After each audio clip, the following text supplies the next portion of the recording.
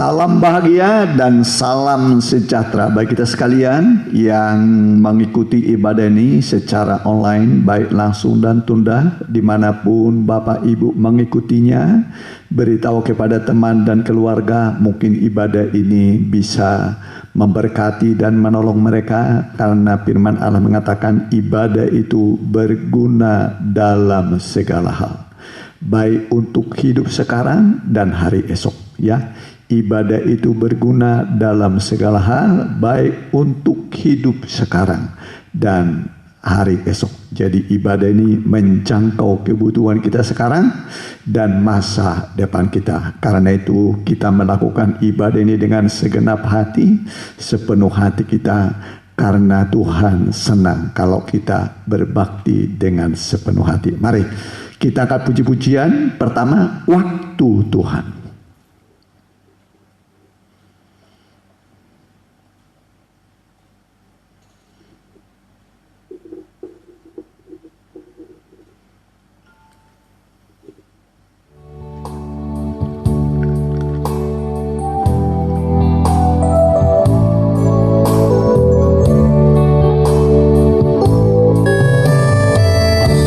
Tuhan bukan waktu kita, jangan sesali keadaannya. Untuk semua ada waktu Tuhan, amin. Tetap setia mengandalkannya. Segala yang terjadi di hidupku, janji Tuhan menghidupiku selalu. Ku yakin, percaya, ada waktunya Tuhan, semua akan indah pada waktunya. Tuhan bukan waktu kita, jangan sesali keadaannya. Untuk semua ada waktu Tuhan, tetap setia mengandalkannya. Segala yang terjadi di hidupku, janji Tuhan menghidupiku selalu. Ku yakin, percaya, ada waktunya Tuhan, semua akan indah pada waktunya. Semua akan indah, semua akan indah pada waktunya. Semua akan indah, semua akan indah pada waktunya. Kita tundukkan kepala.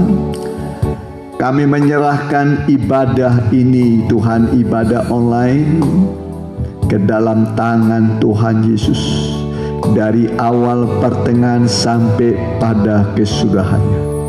Dimanapun umat-Mu mengikuti ibadah ini, baik langsung dan tunda, biarlah mereka diberkati oleh Tuhan, biarlah mereka dijangkau oleh Tuhan, biarlah mereka disembuhkan oleh Tuhan, biarlah mereka mendapatkan berkat rohani jasmani yang berlimpah-limpah sesuai kebutuhan kami, Tuhan. Dan kami yakin Tuhan bersama dengan kami dimanapun kami berada, sesuai dengan janji-Mu bahwa Engkau sekali-kali tidak meninggalkan kami, sekali-kali tidak membiarkan kami, sehingga kami dapat berkata, Tuhan adalah penolongku. Apakah yang dapat dilakukan manusia terhadap aku? Tuhan menolong kami. Kami alaskan doa kami dalam nama Tuhan Yesus. Amin. Mari kita ganti puji-pujian kita, bilurnya. Lagu lama di mana bilur atau bugang luka-lukanya Tuhan itu menyembuhkan segala sakit penyakit kita, ya.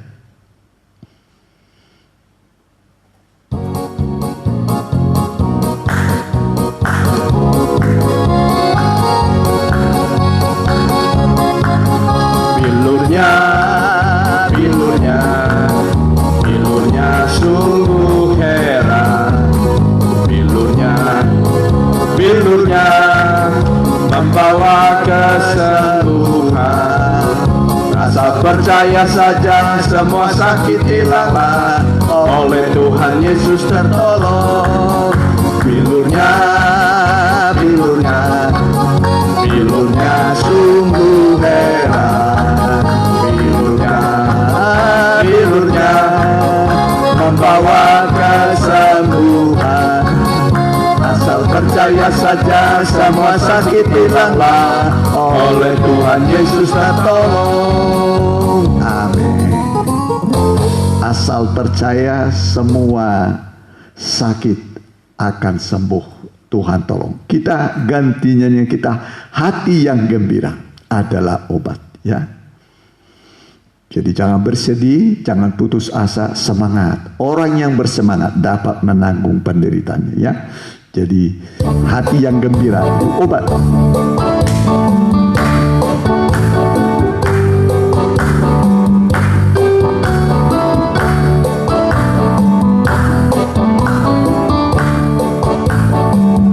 Hati yang gembira adalah obat. Seperti obat hati yang senang, tapi semangatkan patah, garingkan tulang. Hati yang gembira, Tuhan senang. Hati yang gembira, hati yang gembira adalah obat. Seperti obat hati yang senang, tapi semangatkan patah, garingkan tulang. Hati yang gembira, Tuhan senang. Ya, puji Tuhan, ya. Hati yang gembira adalah obat, seperti obat hati yang senang. Kita nyanyikan nyanyian untuk firman Tuhan. Ya, biar ku jamah.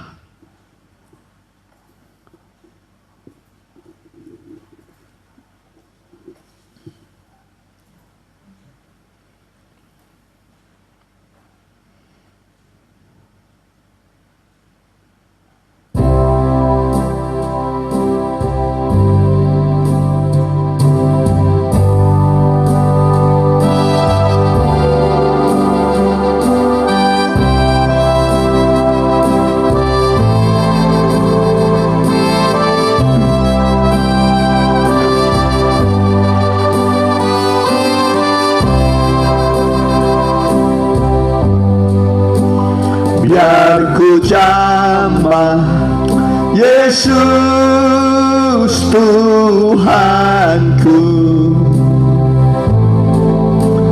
jika yang melawat hidupku,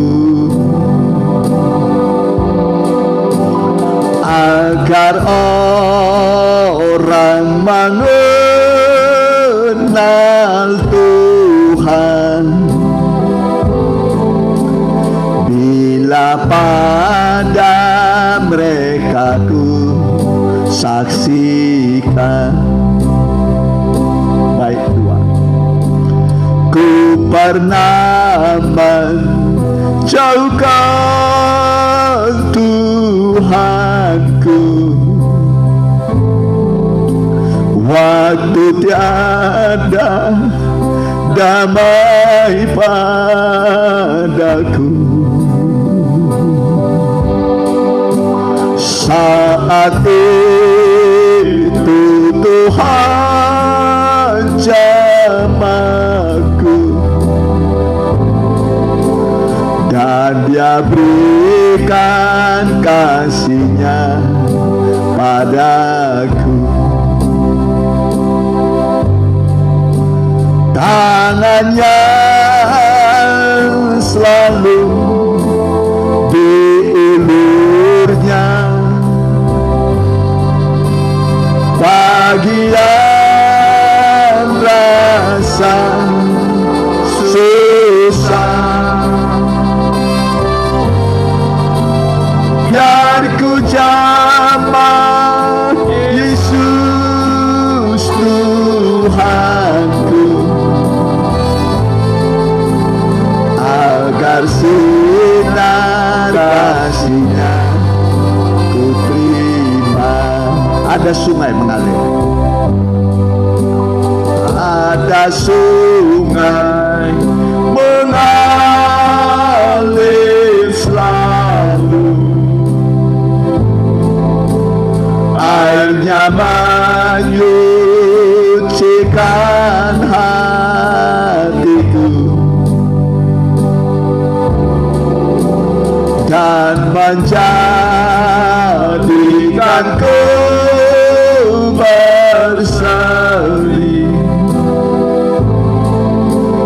mengalami kasih-Nya tiap hari.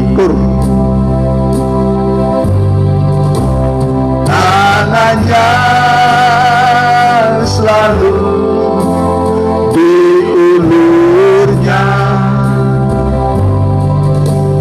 bagian rasa susah, biar ku jamah Yesus Tuhanku, agar sinar kasih-Nya putri, agar sinar kasih-Nya,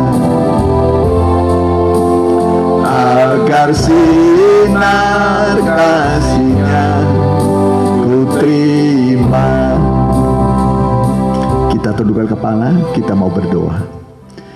Tibalah waktunya Tuhan kami berdiam diri setelah kami membuka mulut kami, suara kami memuji nama-Mu. Tibalah waktunya kami duduk seperti Maria dekat kaki Tuhan. Allah akan berbicara kepada kami lewat lidah bibir hamba-Mu. Taruhkan firman-Mu yang hidup dan berkuasa, yang mempunyai daya cipta dan juga kekuatan kuasa untuk menolong setiap umat-Mu dimanapun mereka berada, apapun kondisi mereka. Tuhan tahu keadaan kami di tengah COVID ini Tuhan. Kami lemah tak berdaya, tapi kami punya Allah yang besar, jauh lebih besar dari persoalan kami, jauh lebih besar dari dunia ini. Itulah Tuhan Yesus yang sudah mengalahkan dunia dengan segala penguasanya. Iblis, setan sudah Engkau kalahkan, dan kami pun diberi kuasa untuk mengalahkannya di bawah kaki kami. Itu sebabnya hari ini kami penuh bahagia dan sukacita, karena ibadah ini akan menjangkau kami, memberkati kami, menguatkan kami, menyembuhkan kami. Biarlah Allah berfirman, kami duduk seperti Maria dekat kaki Tuhan, dalam nama Tuhan Yesus. Amin. Ya. Salam bahagia dan salam sejahtera bagi kita sekalian, Bapak, Ibu, Saudara-saudari sekalian, para remaja muda, anak-anak yang mengikuti ibadah ini.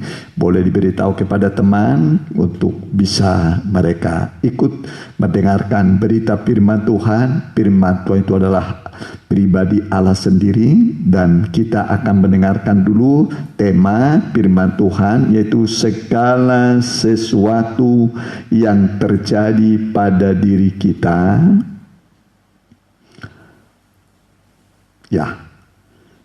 adalah untuk mendatangkan kebaikan. Jadi segala sesuatu yang terjadi pada diri kita adalah untuk mendatangkan kebaikan.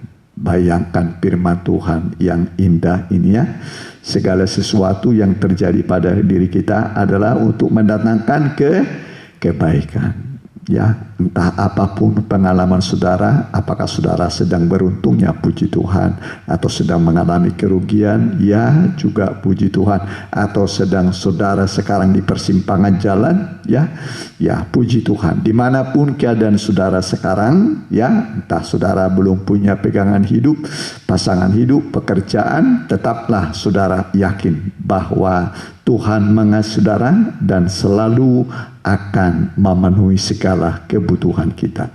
Jadi di sini dikatakan bahwa segala sesuatu yang terjadi pada diri kita adalah untuk mendatangkan kebaikan.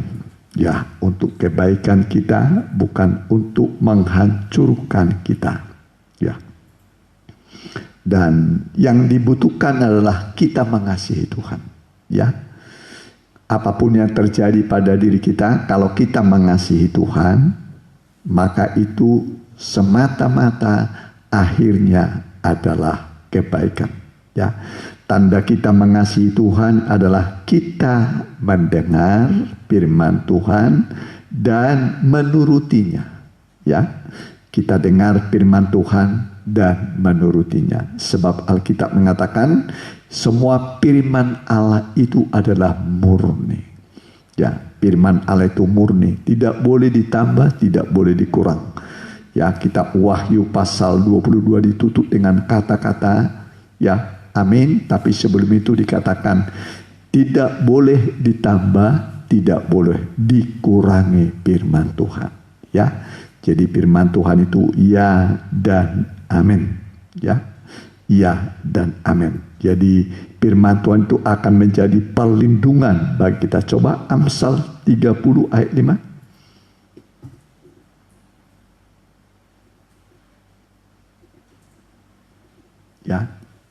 Saya baca bagi kita. Semua firman Allah adalah murni.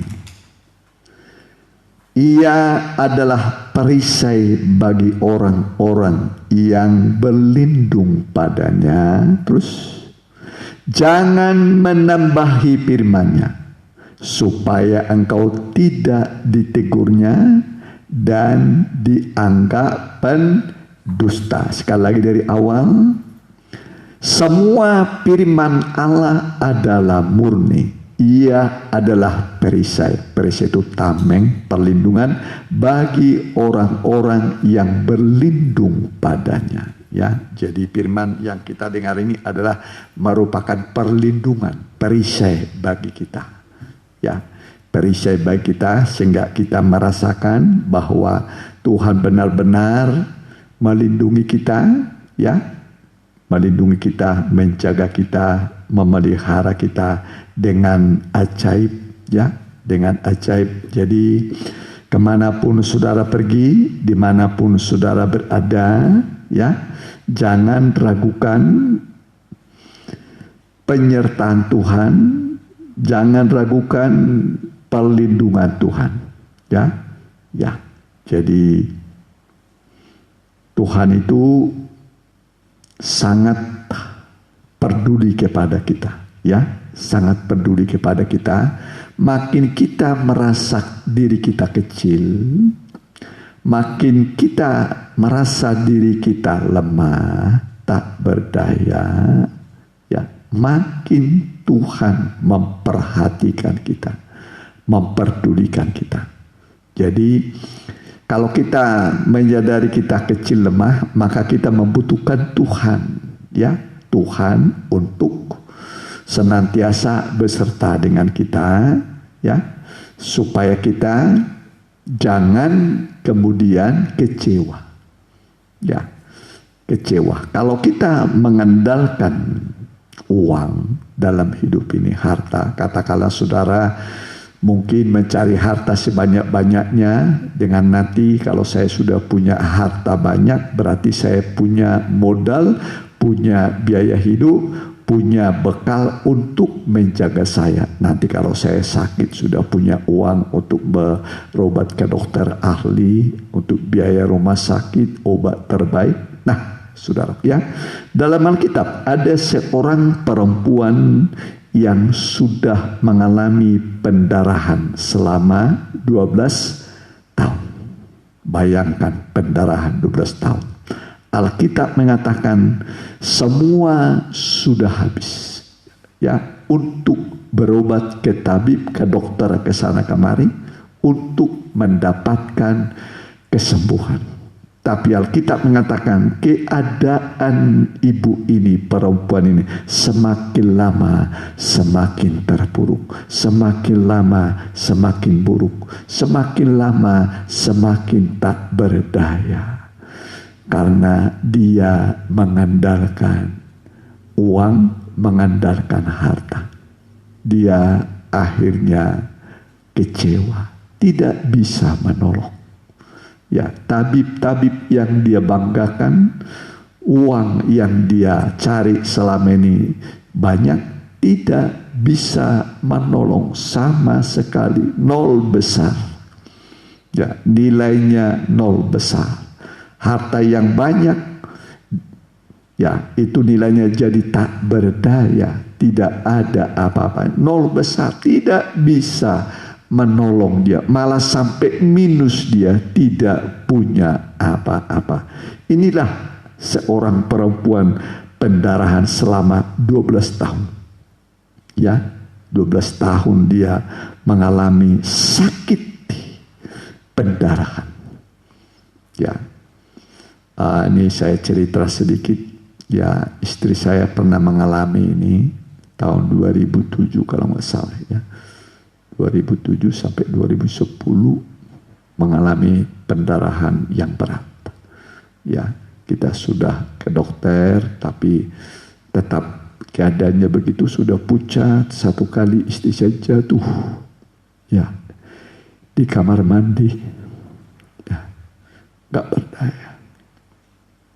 Ya, jadi harapan waktu itu untuk sembuh sudah, karena sudah bertahun-tahun nggak ada. Ya, terus pendarahan hebat. Ya. Nah, saudara bisa bayangkan pucat, ya, kemudian lemah, ya, dan itu pengalaman yang Tuhan izinkan kami alami, mungkin untuk menjadi sebuah kesaksian bahwa Tuhan akhirnya menolong dengan cara ajaib.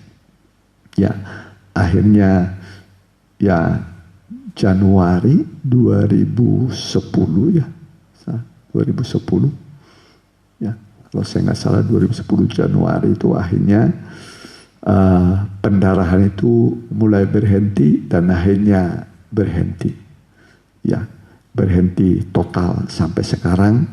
Puji Tuhan, oleh kemurahan Tuhan, berarti sudah kurang lebih 12 tahun, ya. 11 tahun, ya, mengalami kesembuhan. Jadi Tuhan itu sangat peduli dan sanggup menolong kita. Ya. Jadi jangan andalkan manusia, jangan andalkan uang. Diberkatilah orang yang menaruh harapnya kepada Tuhan, yang mengandalkan Tuhan, tidak pernah dikecewakan oleh Tuhan. Ya, tidak pernah mengecewakan. Jadi dalam keadaan yang sulit sekarang ini, sulit dalam ekonomi, sulit dalam hal rohani, mengembangkan apapun, mencari pekerjaan, mengembangkan usaha, ya, bahkan sekolah, sulit, serba sulit semua. Di masa pandemi ini, ya, serba sulit, yang memang sudah dibuatkan dalam kitab Habakuk pasal 3 ayat 5 ya.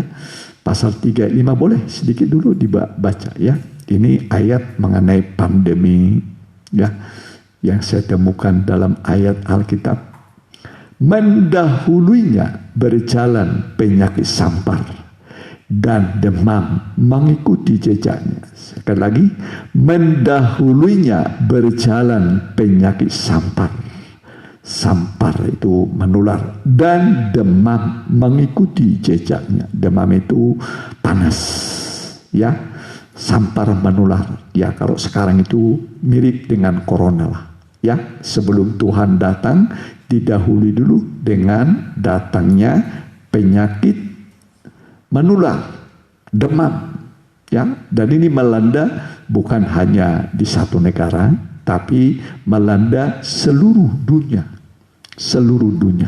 ya, dilandanya. Ini peringatan ya, peringatan bagi kita. Memang Tuhan tidak lama lagi akan datang. Kita hidup pada zaman akhir telah tiba, kata Alkitab. Jadi kita ini mempersiapkan diri menyongsong kedatangan Tuhan yang kedua kali. Kita mempersiapkan diri ya, supaya hari Tuhan bagi kita bukan seperti jerat, bukan malapetaka, tapi bagi kita hari Tuhan adalah hari pesta sukacita, di mana Dia akan datang sebagai Raja untuk memerintah 1000 tahun di bumi, dan untuk menjadi mempelai laki-laki, mempelai pria surga ya. Dalam Matius 25:6 dikatakan, songsonglah mempelai laki-laki datang. Coba ya. Kalau bahasa Inggris lebih tepat tuh, the bridegroom is coming. Matius 25 ayat 6. Waktu tengah malam terdengarlah suara orang berseru, mempelai datang, songsonglah dia. Tepatnya itu, mempelai laki-laki datang, songsonglah dia ya. Ini bahasa Inggrisnya kan. Jadi mempelai ya, the bridegroom is coming ya. Jadi Tuhan Yesus akan datang sebagai mempelai ya. Jadi kita mempersiapkan diri sebagai pengantin perempuan dengan pakaian lenan halus ya, lenan halus. Kemudian mempersiapkan pelita, ada pelita juga minyak bersedia. Jadi pakaian lenan halus, itulah perbuatannya benar dari orang-orang suci ya. Lenan halus itu adalah perbuatannya benar dari orang-orang suci. Kemudian ada pelita. Kenapa? Karena Tuhan datang tengah malam. Tengah malam itu aja pada puncaknya dosa, puncaknya kejahatan, puncaknya masalah menimpa dunia ya. Tapi kita sudah punya minyak bersedia, punya pelita yang terus menyala. Itu sebabnya dikatakan, hendaklah pelitamu tetap menyala, berkobar-kobar. Jangan pelita kita padam, tapi terus menyala-nyala, berkobar-kobar sampai Maranatha, Tuhan datang kembali. Ya, jika engkau merasa pelitamu sudah hampir padam atau sudah padam, hidupmu sudah padam, rohaninya sudah padam, sudah mati rohaninya. Ya, nah hari ini Tuhan melawat saudara. Ya, Tuhan melawat kita. Ya, kalau mati rohani kemudian mati tubuh, neraka saudaraku. Ya, nah tapi walaupun tubuh mati rohani hidup, itu masuk surga. Jangan rohani mati tubuh mati ya neraka saudara. Ya, tapi rohani kita harus hidup. Walaupun nanti satu kali tubuh kita lemah, tapi rohani kita tetap kuat. Seperti Paulus mengatakan, aku lebih suka tinggal dalam kelemahan, supaya kuasa Kristus, kuasa Tuhan turun menaungi aku. Ya, jadi kita ini saudaraku, di tengah pandemi ini harus berkobar-kobar, menyala-nyala. Ya, menyala-nyala sampai Maranatha, Tuhan datang kembali. Ya, jadi jangan sampai pelita kita hampir padam atau padam. Ya, jangan hilang semangat. Ya, jangan hilang semangat. Harus bersemangat. Alkitab mengatakan orang yang bersemangat dapat menanggung penderitaannya. Orang yang bersemangat itu bisa menanggung penderitaan. Di tengah pandemi ini, penderitaan sedang melimpah semua manusia tanpa terkecuali siapapun. Ya, nah, tapi kalau kita memiliki firman Tuhan, kita bersemangat, kita bisa menanggung semua beban hidup kita, penderitaan kita. Bisa kita pikul, bisa kita tanggung, dan bukan untuk mencelakakan kita. Ya, tapi untuk melatih kita. Memang itulah hidup di dunia, terutama di zaman akhir ini. Ya, di zaman akhir, saat Maranatha, Yesus akan datang kedua kali di awan-awan permai. Nanti di tengah malam akan ada suara berkata, song-songlah mempelai laki-laki datang. Udah dibaca tadi? Ya, sudah dibacakan tadi ya dalam Matius 25 ayat 6. Jadi kita ini, saudaraku, di masa-masa yang sulit, masa-masa yang sukar ini, ya, jangan sampai mengandalkan manusia atau berharap kepada manusia, ya. Nah, contoh lagi tadi perempuan pendarahan, ada lagi contoh orang yang lumpuh 38 tahun di kolam Bethesda. Ya, 38 tahun ya menanti kesembuhan di kolam Bethesda. Di Yerusalem ada sebuah kolam namanya kolam Bethesda, itu kolam kemurahan. Di situ ada 5 serambinya, ya, ada saung-saungnya 5, ya, 5 itu muncul 5 benua, ya.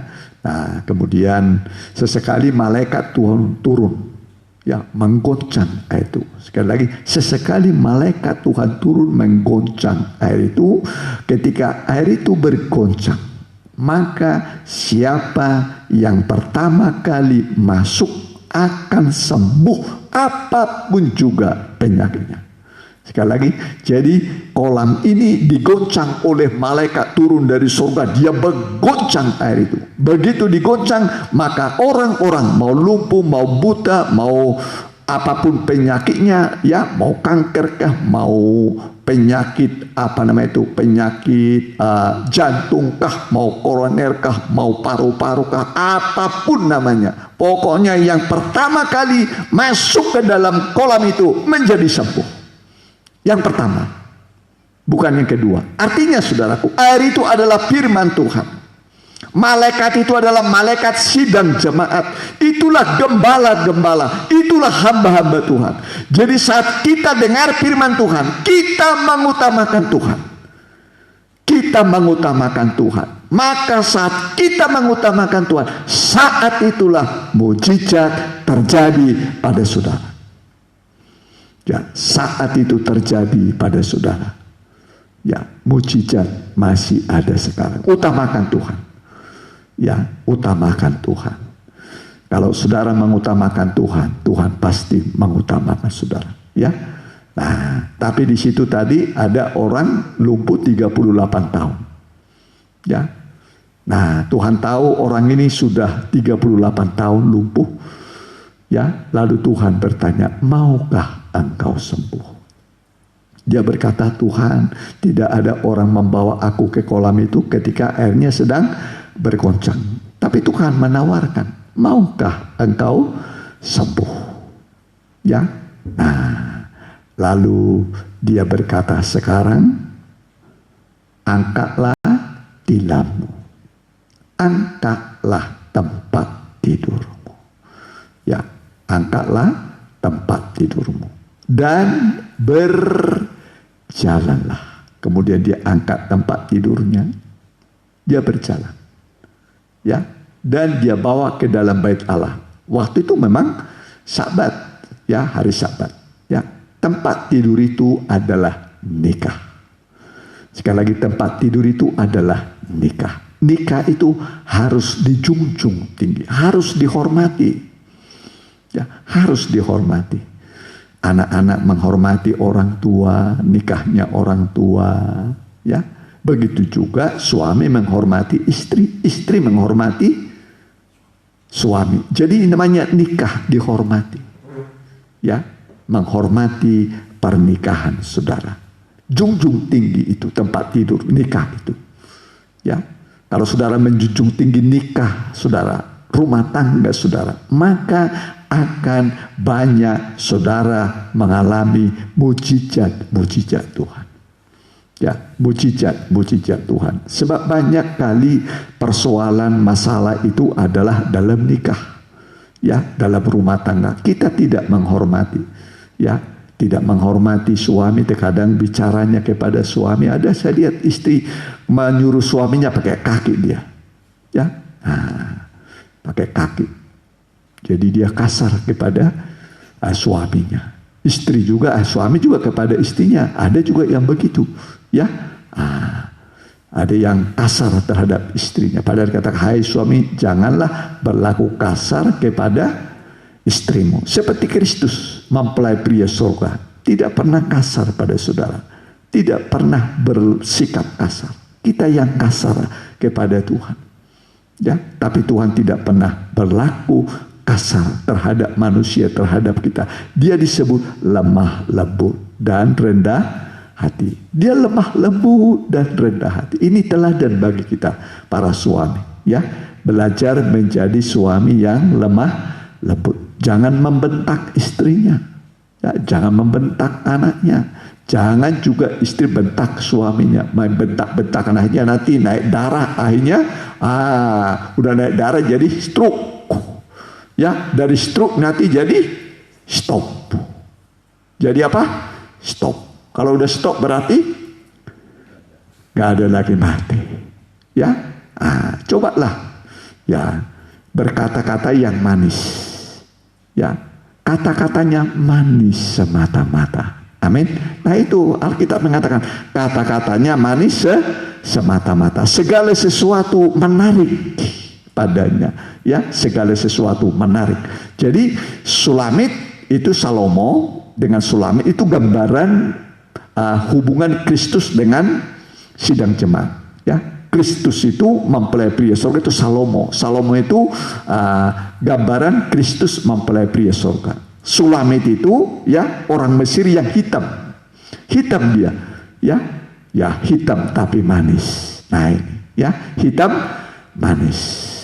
Ya, jadi bersyukurlah saudara yang punya istrinya hitam.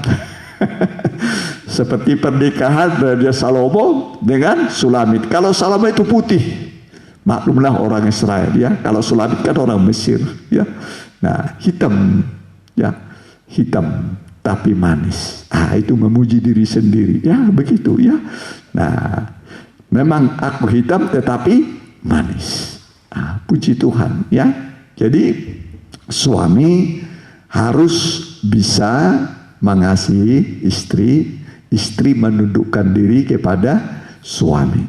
Ya, dijaga hubungan mulai dari kata-kata, ya. Nah, kata-kata, kemudian ya istri juga ya harus berdandan, ya. Mau tidur ya sikat gigi, ya sikat gigi 2 kali, ya. Jangan sampai nanti jadi gigi mas, ya. Gigi mas, apa arti gigi mas ya? Kuning, giginya kuning, ya. Ini maaf saja, saya dulu pernah begitu, dulu gigi saya, lalu saya ke dokter gigi, lalu kemudian dokter gigi dibuang itu semua, apa namanya itu, plak-plaknya itu, karang-karangnya itu dibuang semua, ya. Dibuang. Ada tetangga saya di sini dokter, ya, hanya beda 1 rumah, ya. Jadi waktu itu saya dilihat sama dia, Pak Yakobus, itu giginya bagaimana kalau dia? Ya, saya bersedia waktu itu, ya. Saya bersedia waktu itu. Ada dokter datang dari Surabaya, suaminya waktu itu ngambil S3, ya. Tinggal di sini, tinggal di rumah dokter juga di situ, ya. Jadi dokter waktu itu tinggal di dekat di sebelah sana, ya, nggak jauh dari sini. Jadi dia buang itu, apa namanya itu, yang kuning-kuning itu, ya, gigi saya. Nah, akhirnya gigi saya oleh kemurahan Tuhan, ya bisa seperti sekarang ini ada. Tadinya sudah kuning semua, ya. Nah, jadi harus dirawat, ya. Dirawat, ya. Suami merawat dirinya, ya. istri juga merawat dirinya. Ya, dulu saya punya guru, dia punya istri patut diteladani. Ya, jadi kalau dia sudah mandi, kemudian ganti baju, ditanya dia suaminya, "Papi, bagaimana? Bagus sih, nggak cocok?" Kalau istrinya bilang, suaminya bilang, kurang pantas itu kamu pakai, diganti sama dia. Ya, itu guru saya itu begitu. Ya, jadi sudah dia mandi, pakai baju, ya, dia berdandan, ditanya, "Ini baju udah pas nggak nih? Papi, ya, tapi bukan sapi, ya, salah lagi, sapi, ya, papi, ya gitu ya." Jadi dia lihat, kalau suaminya bilang oke, ya bagus, berarti oke. Tapi kalau suaminya bilang jelek begini, harus diganti, ya. Nah, diganti. Jadi dandan itu suami berdandan untuk istrinya, istri berdandan untuk suaminya. Jangan tidak berdandan, ya. Jangan tidak berdandan. Biarin aja lah, nggak usah berdandan. Lalu rambutnya biar begitu, sudah itu mukanya nggak pernah dibersihin, saudara, tidak dirawat, saudara, ya.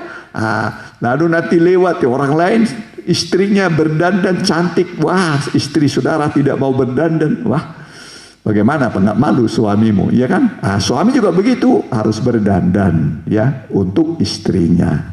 Jadi sama-sama berdandan, ya. Supaya apa? Supaya nanti rumah tangga itu manis, bahagia. Siapa lagi yang membahagiakan saudara, ya? Kalau bukan diri sendiri, ya kan? Jadi berdandan, istri berdandan untuk suami, suami berdandan untuk istrinya, sama-sama berdandan, ya, sama-sama berdandan, ya. Supaya apa, saudaraku? Supaya nanti nikah itu bahagia. Nah, jadi jangan lumpuh. Nikah itu jangan lumpuh 38 tahun. Hormatilah istrimu, hormati suamimu, ya. Dengan cara bagaimana? Ya, seperti layaknya suami istri berdandan, merawat, mencukupi segala kebutuhan, ya. Nah, kemudian ada lagi yang Tuhan tolong, yaitu, ya, segala sesuatu kan tadi bekerja bersama-sama untuk mendatangkan apa? Kebaikan. Untuk mendatangkan kebaikan. Ada seorang yang bernama Bartimeus, anak Timeus, tinggal di Jericho. Ya, tinggal di Jericho. Jericho ini kita kenal adalah, di situ ada perempuan Rahab, ya, perempuan tidak baik. Kemudian ada lagi dikutuk oleh Joshua. Kemudian di situ juga ada korupsi, ya. Zakeus, kepala pemungut cukai.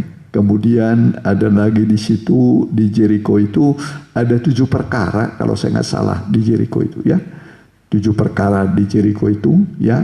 Jadi ada kutu, ada korupsi, ya, ada dosa perzinahan, ya, dan berbagai-bagai dosa di situ, di kota Jericho itu, ya. Saya pelajari kurang lebih ada 7 atau 6 ya, dosa di Jericho, ya. Tapi Tuhan lawat, ya. Tuhan melawat Jericho, ya. Walaupun dikatakan terkutuklah orang yang membangun Jericho kembali, tapi Hiel dia mau membangun, ya. Dia korbankan anak sulungnya, dia korbankan anak bungsunya untuk membangun, ya, membangun Jericho. Itu Hiel membangun Jericho yang sudah dikutuk oleh Joshua, ya. Nah, ini gambaran Kristus, ya. Kristus dia rela mengorbankan anaknya untuk membangun dunia yang sudah rusak, hancur oleh dosa. Ya, jadi Tuhan mau membangun saudara.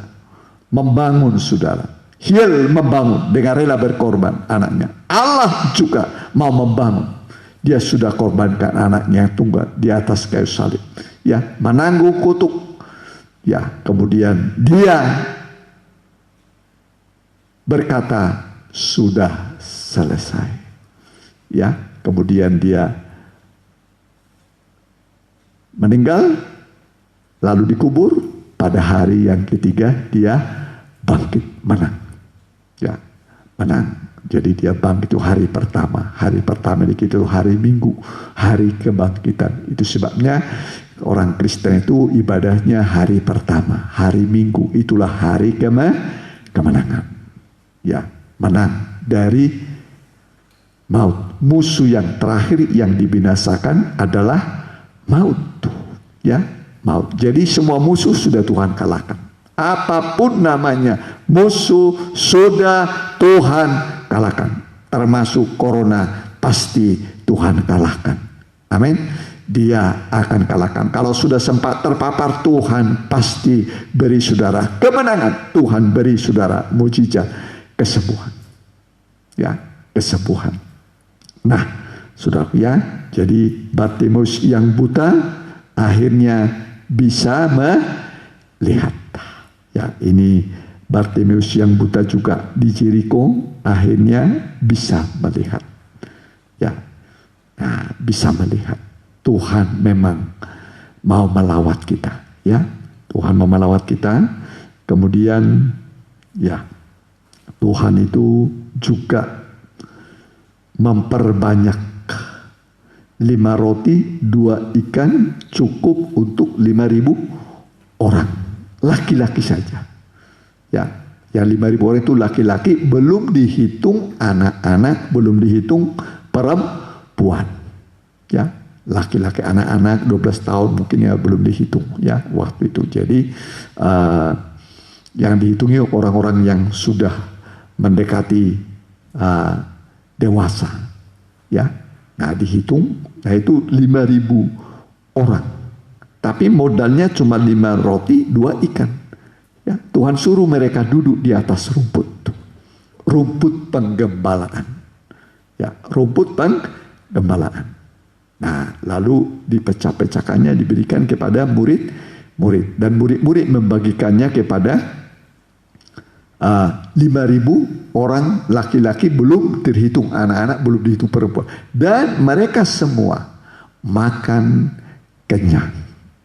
Ada sisanya. Caranya bagaimana? Yesus bersyukur dulu, dia berdoa dulu, mengucap syukur. Ya, jadi makan kita jangan seperti ayam.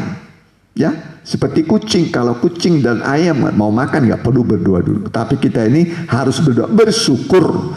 Tujuannya adalah supaya makanan ini kita syukuri, dan kemudian kalau terjadi ada apa-apa di situ, nanti makanan ini tidak membawa malapetaka. Ya, tidak membawa malapetaka. Saya pernah makan, ternyata karena saya berdoa ada paku di dalamnya. Paku. Ah, itulah. Ya, coba saudara, saya telan itu. Bagaimana saya mengeluarkan paku, saudara? Ya, dari dalam perut kalau sudah ditelan. Ya, jadi kita ini mau tidur ya berdoa, bangun tidur ya berdoa, makan berdoa, keluar rumah juga berdoa, saudara. Ya, keluar rumah, cuman ke pasar masak, harus berdoa dulu. Harus berdoa supaya nanti pulang pergi selamat. Selamat. Mau sekolah juga begitu, harus dilatih berdoa. Mau bekerja berdoa, ya. Jadi doa itu andalan kita, karena doa itu besar kuasanya. Doa orang benar sangat besar kuasanya. Ya. Jadi doa itu jangan dikecilkan, ya, walaupun mungkin singkat, ya. Tapi kalau ada waktu untuk menyembah, ya sembahlah Tuhan. Ya, jangan juga terkadang kita ya berdoa, taruh lalu mungkin makan ya, tapi berdoa itu terlalu singkat. Ada saya lihat orang berdoa cuma begini dia. Ya, saudara perhatikan saya berdoa begini. Amin. Nah, kira-kira apa, ngomong apa? Amin aja butuh waktu. Cuman gini saja udah selesai. Ngomong apa, saudara? Ya, jadi berdoa itu harus dari hati, ya, harus dari hati. Betul-betul kita merasakan doa kita itu sampai kepada Tuhan, dan Tuhan mendengar doa kita. Kita betul-betul merasakan. Ya, ingatlah, Tuhan hanya sejauh doa. Ya, Dia hanya sejauh doa. Ya, jadi apapun kesulitan kita, masalah kita, Tuhan bisa menolong kita. Mungkin saudara sudah di batas akhir, mari Tuhan akan menolong saudara seperti perempuan pendarahan. Habis semua, ya, di batas akhir kekuatanku. Disitulah Tuhan menolong kita. Ya, mungkin saudara sudah tidak punya apa-apa. Di batas akhir. Inilah akhir dari uang saya, tidak punya lagi atau sudah berakhir. Tuhan bisa melakukan keajaiban. Sehingga saudara merasa lemah, gelap, tapi Tuhan mau terangi hidup saudara.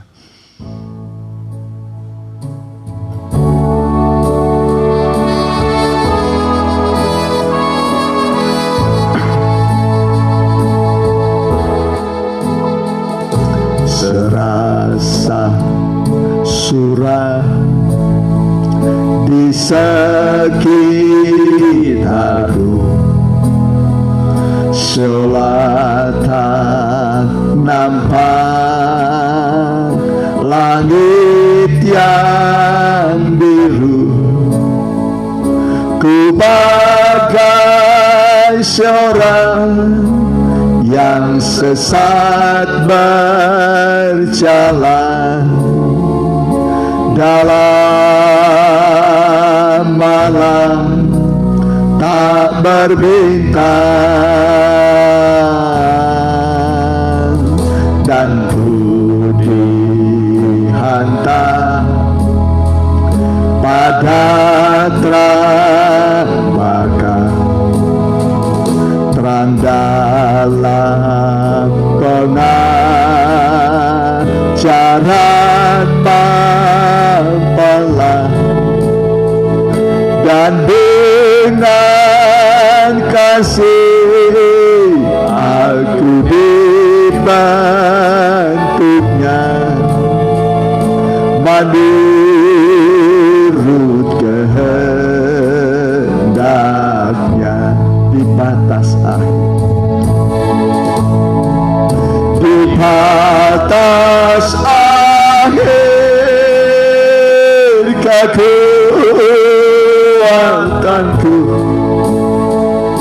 Kau datang menjamah hidupku. Terhapus sudah air mataku, betapa besar kasih-Mu,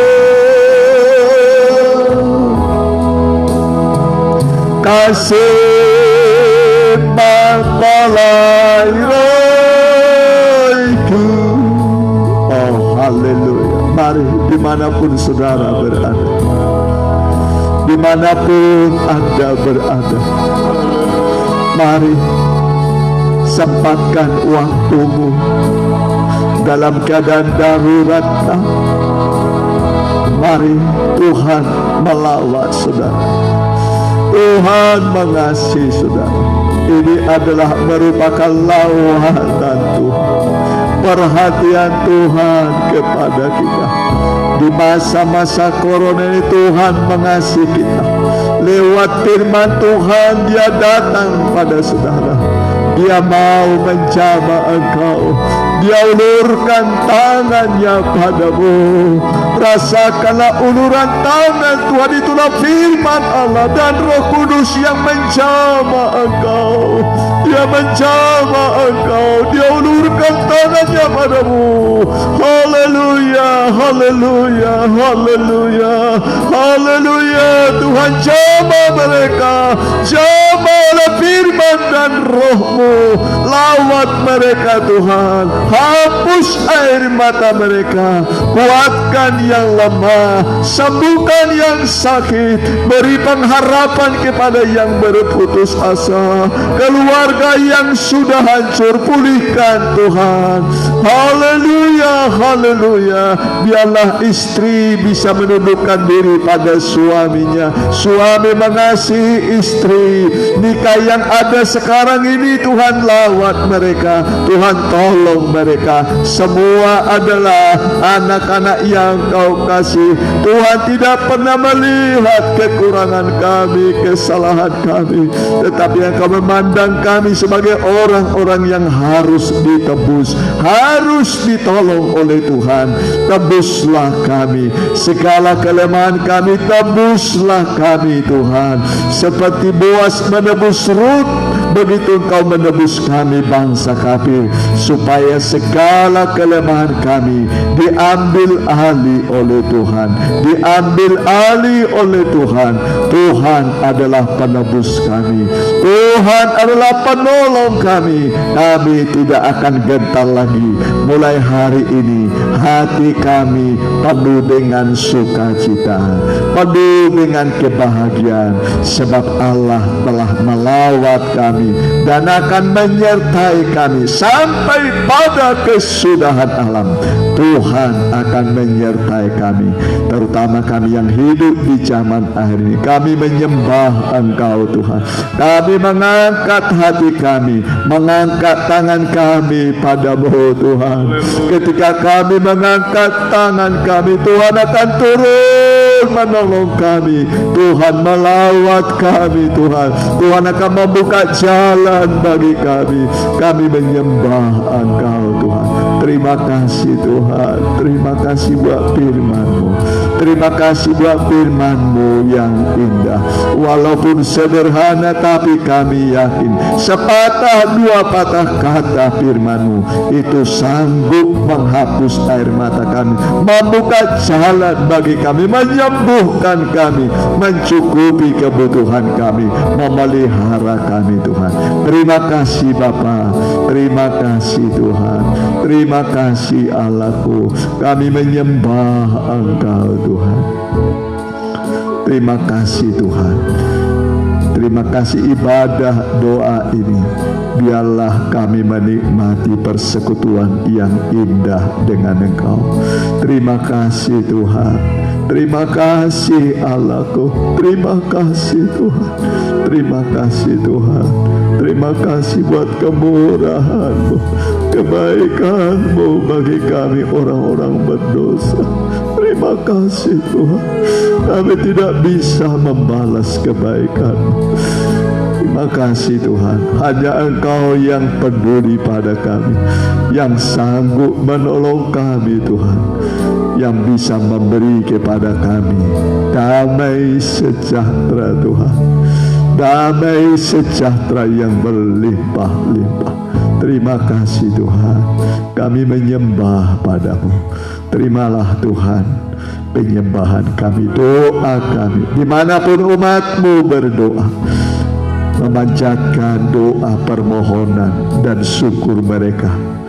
Tuhan kiranya menerima sebagai doa yang harum, naik ke hadapan Allah, ke penciuman Allah, dan Allah mencium setiap doa mesbah dupa kami, bagaikan kemenyan, kulit lokan, getar rasa malam, mur yang berbau harum dari dupa emas, naik ke tahta Allah, ke penciuman-Mu Tuhan.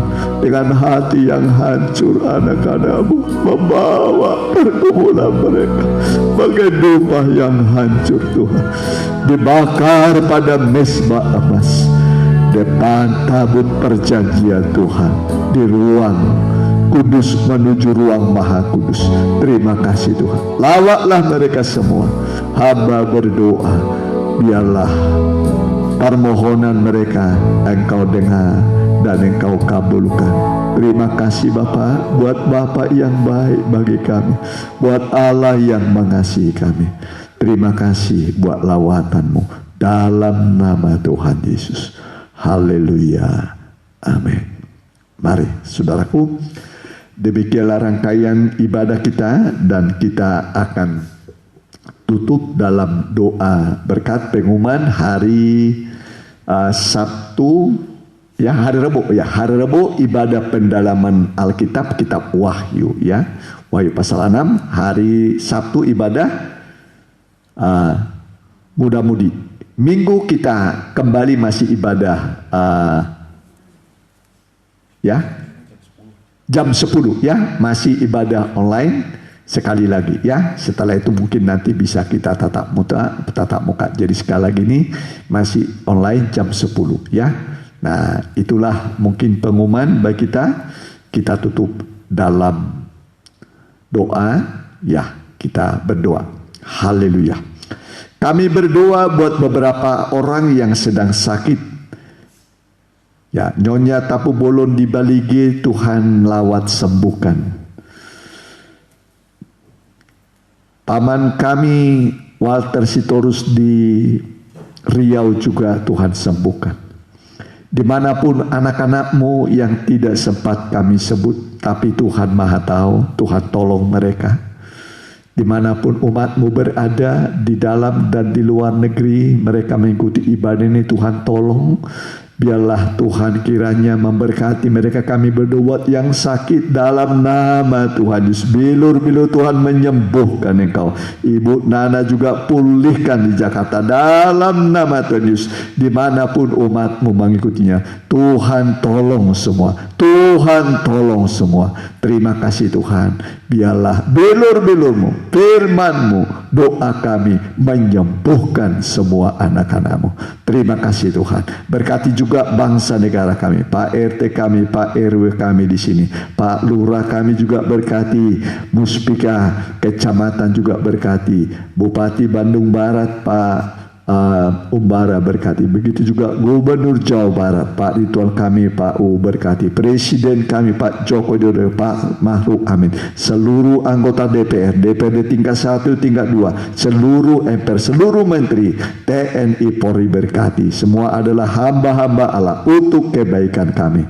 Terima kasih. Dan sekarang saudaraku, terimalah berkat dari Allah Bapa, Anak dan Roh Kudus dalam nama Tuhan Yesus. Haleluya. Amin.